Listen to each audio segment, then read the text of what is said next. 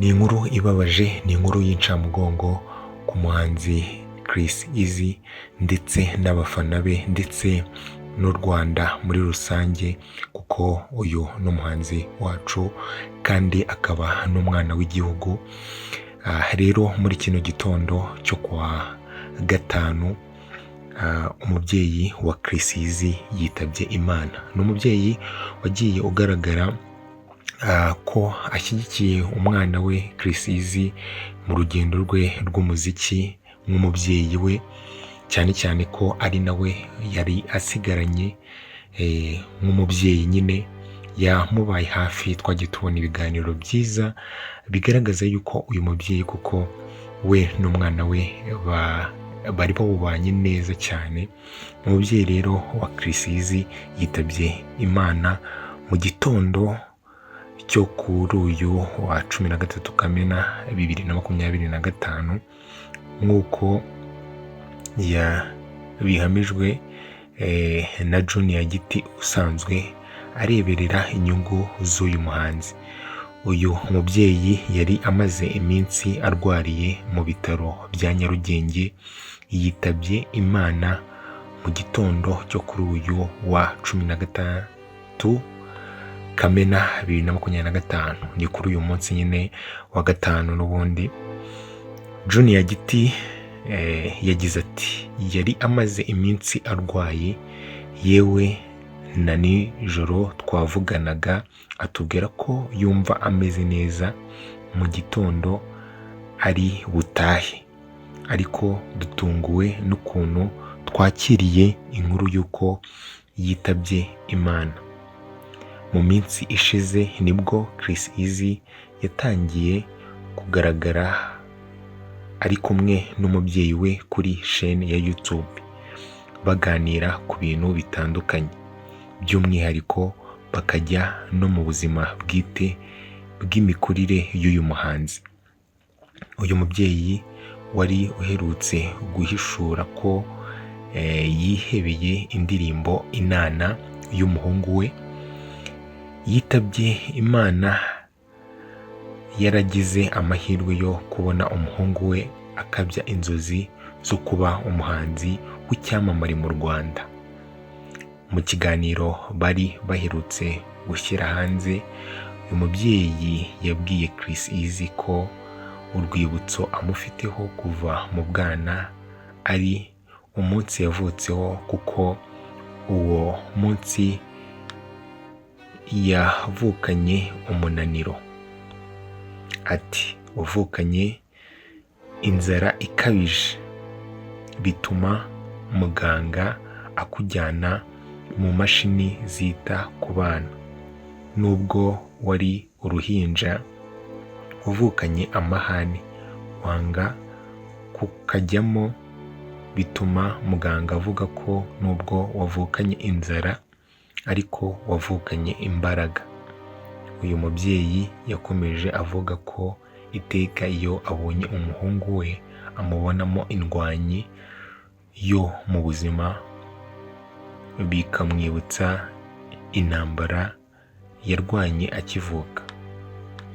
Ngayo nguko nuko nguko bimeze. Ni inkuru y'akababaro, ni inkuru idashimishije buri muntu wese, waba uri umufana wa Chris Easy, waba utari umufana wa Chris Easy. Ku muntu waba wararebye ibiganiro uno muhanzi yagiranye na mama we, wabona yuko koko aka kanya Chris Easy ndetse n'abamwegereye ndetse n'umuryango muri rusange ko babuze umuntu ukomeye, babuze umuntu ukomeye, cyane cyane ko nk'uko nabibabwiye yari umubyeyi umwe yari asigaranye, kuko papa we nawe yari afite n'ubundi. Rero kubura umubyeyi nk'uyu nguyu wawushyigikiraga mu bintu byose, kubura umubyeyi nk'uyu nguyu wari ufite uburyo buriya ntago ariko abantu bose babisanzura ku babyeyi babo, cyangwa ababyeyi babo babasha kwisanzura ku bana babo, arababa barabibuze. Rero ibaze kuba ufite umubyeyi nk'uyu nguyu, umubyeyi wakubaga hafi, bityo akanagutera kuraje mu bintu ukora agushyigikiye, kuko twagiye twumva inkuru nyinshi z'uyu mubyeyi ndetse n'umwana we. Chris Easy we ubwe yigeze kwivugira yuko kugira ngo ajye mu marushanwa yo kugira ngo ajye kuba yaririmba, mama we nyine yamuhaye amafaranga y'itike, nubwo nta cyizere cyari gihari gihagije cy'uko Chris Easy ahantu ari aka kanya ari buze kuba ahari, ariko umubyeyi we yaramubwiye ati genda nyine ugerageze. Rero aka kanya Chris Easy ahantu ari, no kuba umubyeyi we yari abifitemo uruhare. Twabonye tumenya byinshi nka dread Chris Easy afite ku mutwe we. Chris Easy afite ku mutwe we nizo mama we yavanye ku mutwe we, arangije aziha Chris Easy azishyira ku mutwe we. Ubwo bivuga yuko urumva nyine uwo mubano yarafitanye na mama we. Murumva ukuntu amerewe muri aka kanya, kandi natwe twese nababwira ati umuntu abonye umubano uno muhungu yarafitanye na mama we, nawe ubwawe byakwatacinga ku mutima ukumva uko amerewe muri aka kanya. Rero icyo twavuga twakifuriza umuryango ni uko bakomera. Babuze umuntu ukomeye, Chris Easy abuze umuntu ukomeye,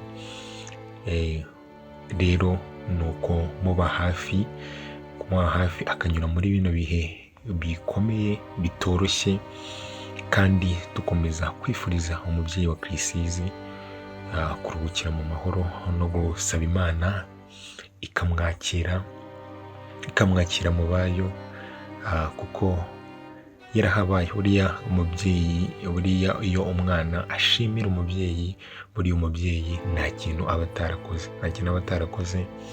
Noneho kubona umubyeyi yarareze akarera neza, akaba haravuyemo umuhungu mwiza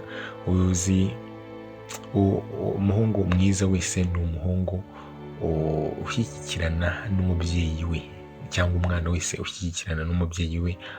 Ni kenshi ababyeyi ujya kubona nyine nk'umwana ananiranye iwabo, umubyeyi ntabwo abashije gukora inshingano ze. Rero iyo ubona ufite uwo mwana umeze gutyo, ufite umubyeyi umeze gutyo, aba ari umuntu ukomeye mu buzima bwawe. Rero dukomeze kwihanganisha imiryango, ni uko nguko bimeze, nuko byagenze, kandi byose biba kubw'impamvu.